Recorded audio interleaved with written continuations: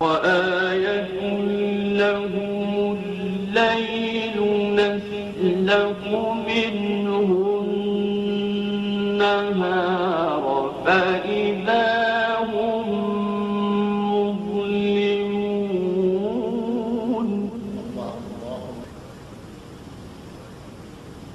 والشمس تجري لمستقر لها ذلك تقدير العزيز العليم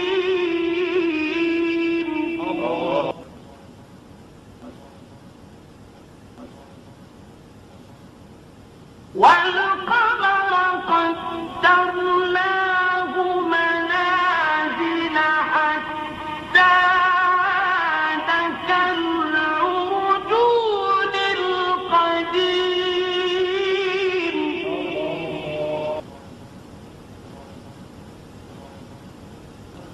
لا الشمس ينبغي لها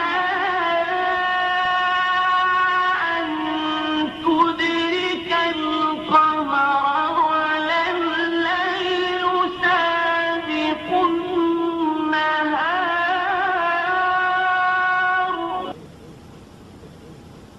وكل في فلك يسبحون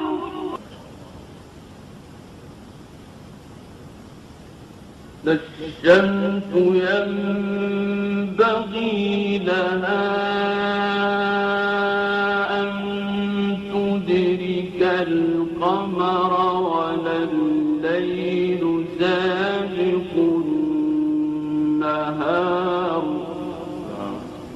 وكل في فلك يسبحون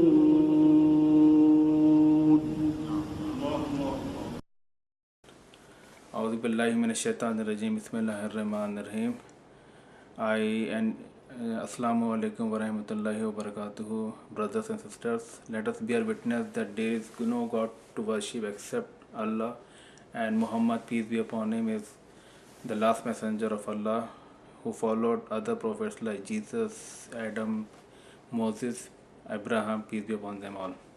So the topic for today for discussion with you is the lunar calendar, and in this I would gradually be going through the various questions which are general, especially the Muslims have regarding the crescents, the visibility of the moon, because these things are so dynamic that you cannot predict them 100% as of today, that in a particular year the dates for the Eid or the Bakr or the Muharram or whatever it is will be coming on exactly the precise date. So the whole idea is it is always some probability factor is always there based upon the occurrence of clouds, based upon the longitude of the region, latitude of the region, the humidity, sunrise, sunset, and all so dynamic that you cannot just predict to up to 100% as of today that the particular Eid for the coming year will be celebrated on the same day. But still, based upon the scientific revolution and revolution done by the scientists in the last couple of years, perhaps of course from the blessings of Allah subhanahu wa ta'ala. And in fact, Allah subhanahu wa ta'ala has already conveyed to us the message in his last revealed testament that all the planets, sun, satellites are all moving revolving across each other in perfect orbits determined in perfect calculations.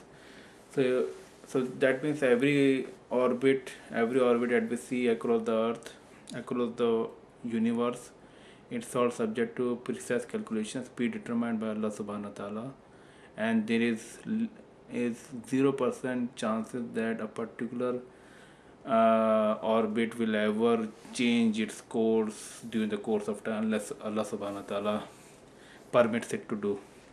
So that way it has helped the astronomers across the world to determine precisely what location, what angle the trio, sun, earth and the moon will make particular angle, and be precisely the location, the rising of the moon, or rising of the moon with respect to the earth, or the setting of or the phase. So these things have already been determined up to 100%.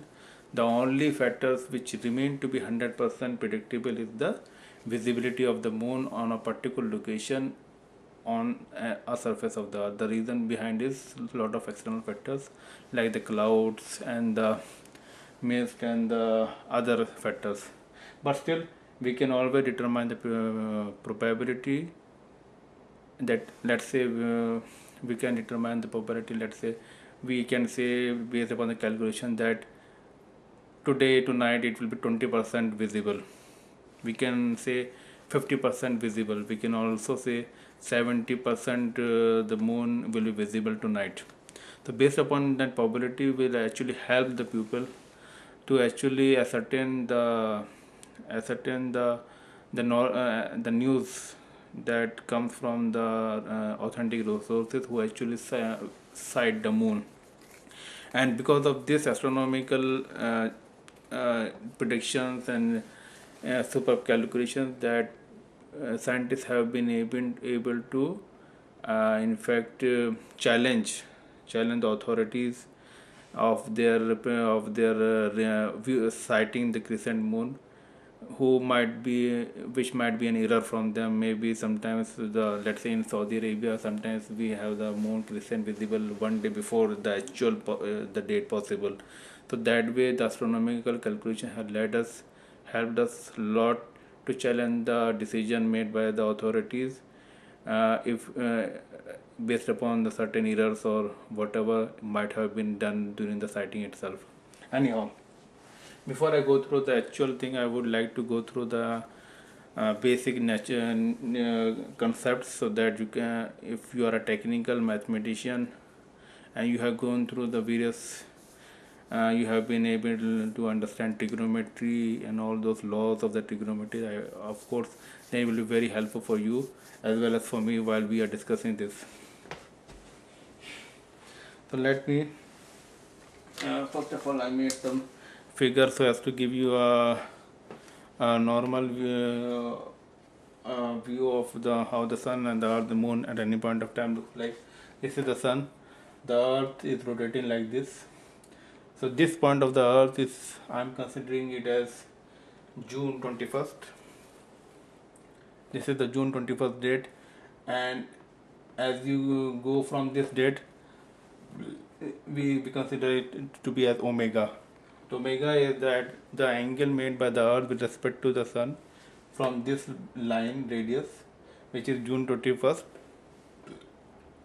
and this I am defining as WES, the W of earth with respect to the sun. So basically after 360 degrees, that is 365 days, the earth will come to the original location on June 21st. So this is the earth, and the moon is revolving around the earth, right? And you can very well see that and in this also I would define an angle omega, which will be omega EM. Okay, this omega EM nothing but